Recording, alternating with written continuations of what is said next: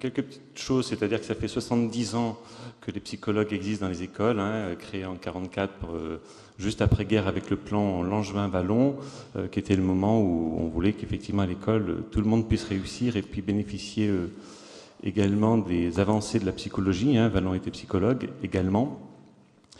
L'entrée initiale de la psychologie à l'école, c'était dans la ligne de Binet, donc, qui était sous l'angle de la psychométrie. Donc plutôt une aide à la pédagogie et en même temps du côté de la sélection et de l'orientation. On en est bien loin aujourd'hui. Il y a eu une fluctuation de l'intérêt de la psychologie depuis 70 ans. Il y a eu des moments où il n'y a plus de psychologues, d'autres moments où effectivement il y avait même des psychologues scolaires. Alors je précise que je suis psychologue dans le premier degré. Donc il y a eu beaucoup de psychologues dans le premier degré et à un moment donné, il y a eu création de quelques postes de psychologues dans le second degré, notamment dans quelques grands lycées parisiens, dont Madame la Présidente me parlait de ça hier soir. Il y a donc aujourd'hui, depuis 2 ans, avec l'ancienne ministre, une affirmation lors de la création du corps des psychologues en 2017, donc avec une place tout à fait principale. Voilà les paroles de Najat Vallaud-Belkacem en 2015. L'école, les élèves, les enseignants, l'ensemble de notre système éducatif ont besoin, face aux défis qui sont les nôtres, aujourd'hui, de solutions complexes. On est bien du côté de la complexité de l'être humain, différencié et d'une multiplicité de regards complémentaires. Elle disait encore, nous avons besoin que la pédagogie et la psychologie aillent de pair si nous voulons réellement agir contre les inégalités, agir contre le décrochage scolaire, agir pour le bien-être de l'ensemble des élèves de la communauté éducative. On est bien ici dans le thème de votre journée. Donc de quoi le psychologue est-il le spécialiste? De la dimension psychique, c'est son objet d'étude.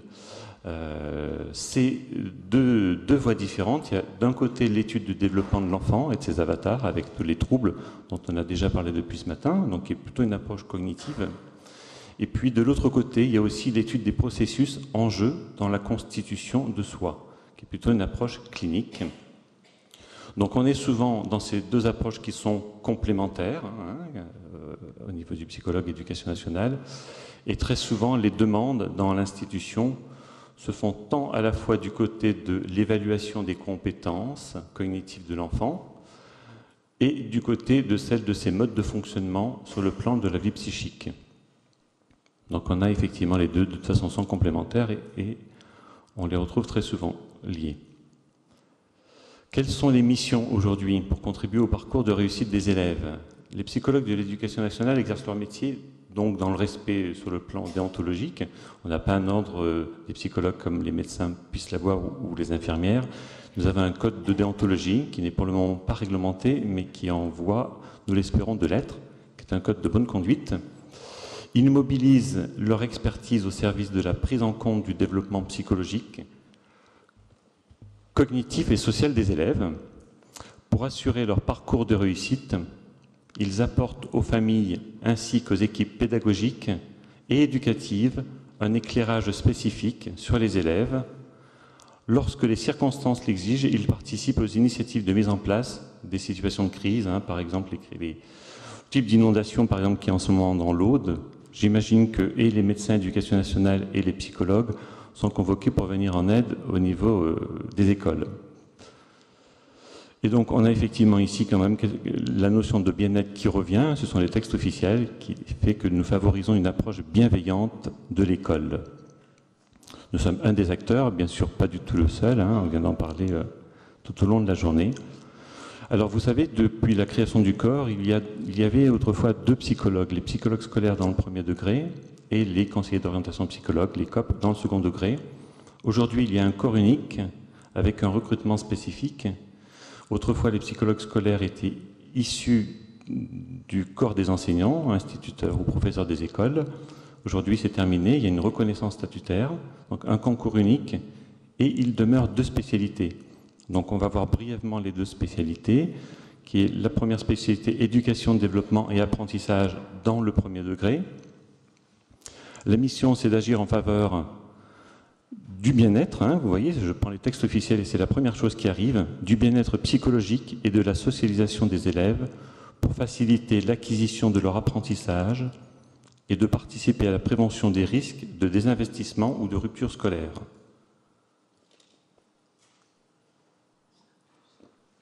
Il favorise ainsi son expertise à la réussite scolaire de tous les élèves. Le psychologue de l'éducation nationale mobilise ses compétences pour accompagner les équipes pédagogiques afin de développer l'intérêt et la motivation des élèves. Le docteur Jean Chambry en parlait tout à l'heure. Il intervient auprès des élèves en difficulté d'apprentissage comme en situation de handicap, mais il intervient également auprès de tous les écoliers. Pour la spécialité donc éducation, développement et conseil en orientation scolaire et professionnelle, qui sont les anciens COP, on va retrouver également la question du bien-être, puisque la mission est de contribuer à créer les conditions d'un équilibre psychologique des élèves, favorisant leur réussite et leur investissement scolaire. Donc on voit effectivement ici que, avec les élèves et les étudiants, c'est l'élaboration du projet professionnel, notamment, qui intervient, le projet d'orientation dans le second degré, avec toute la connaissance, l'information des métiers, mais qui est remis en cause là dernièrement. Avec effectivement ici aussi prendre conscience des enjeux de la formation et de s'orienter vers une qualification visant à leur insertion socio-professionnelle.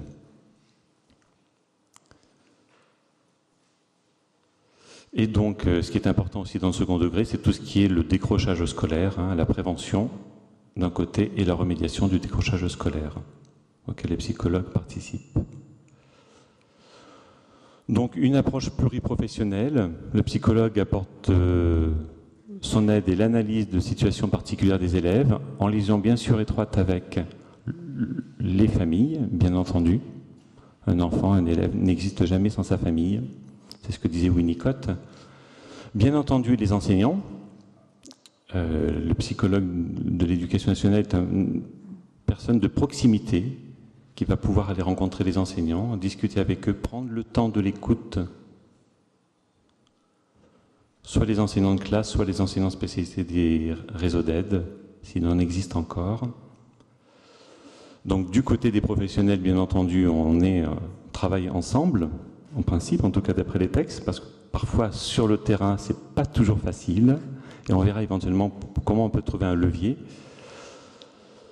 Et donc également aussi les professionnels hors l'école, tout ce qui est le monde de sanitaire, médico-social, CMP, CESAD, IME, on travaille avec également toutes ces structures, et on fait le lien.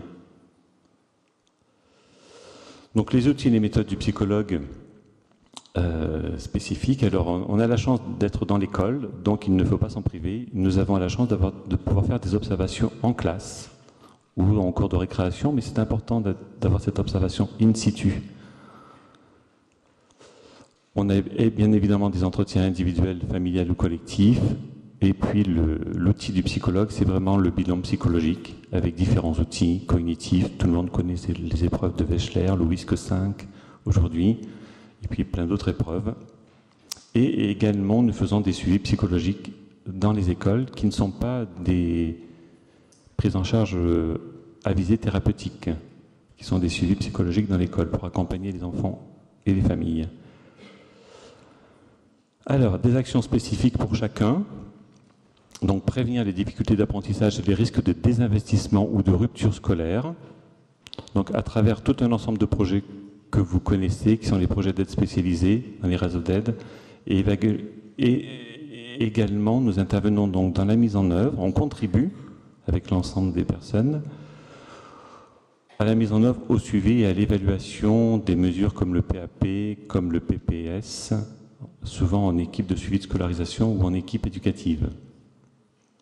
D'ailleurs, nous sommes, depuis la loi de 2005, les psychologues sont un peu phagocytés, et tant mieux du côté de l'école inclusive, mais c'est vrai que nous participons beaucoup à beaucoup de SS, beaucoup de bilans, qui doit prendre autour de 80% de notre temps de travail aujourd'hui. En résumé provisoire, c'est donc un professionnel de proximité, un professionnel du lien. Je vais un peu vite parce que je pense que le temps est très court.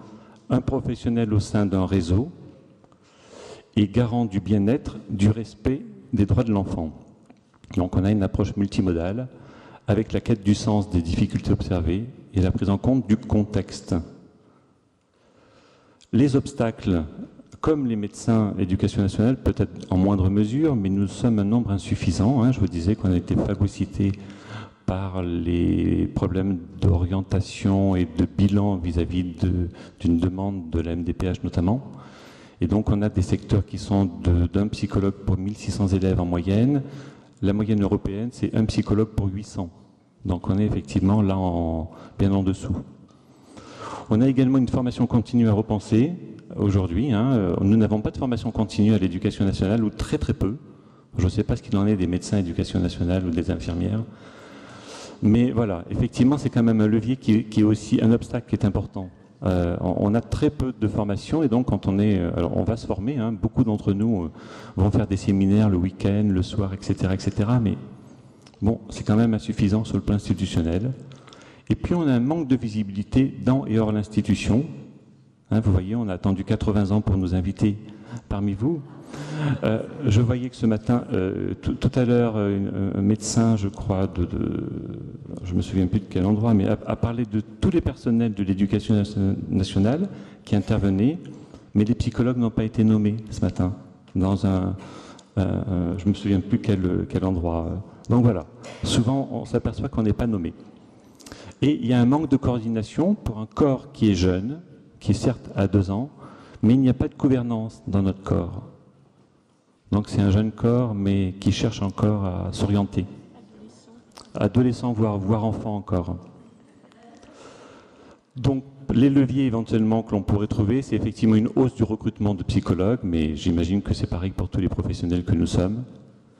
La création alors de psychologues conseillers techniques, hein, je le mets plutôt dans l'autre sens, qui serait au ministère auprès des recteurs et dans les DS2EN, qui nous permettrait notamment d'assister les décideurs dans l'élaboration, l'impulsion, la coordination et l'évaluation de la politique de l'éducation sur les questions concernant le psychisme et la santé psychique, d'assurer également l'animation, la coordination et l'accompagnement des psychologues sur les territoires, de développer et de collaborer avec les réseaux internes et externes à l'éducation nationale, par exemple avec le ministère de la Santé, peut-être avec le ministère de l'Agriculture, je ne sais pas s'il y a des psychologues dans ce ministère qui travaillent auprès des élèves, etc., etc.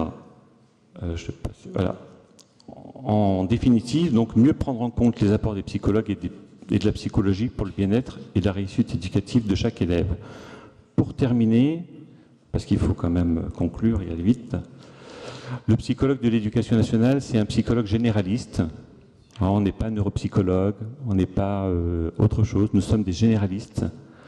On œuvre pour guider les enfants ou les jeunes et leurs familles, ainsi que les enseignants, lorsqu'une difficulté se présente, avec d'autres, donc avec les infirmiers, les médecins, etc. Il en propose une analyse et élabore avec l'équipe éducative des solutions ajustées au plus près des empêchements de l'élève.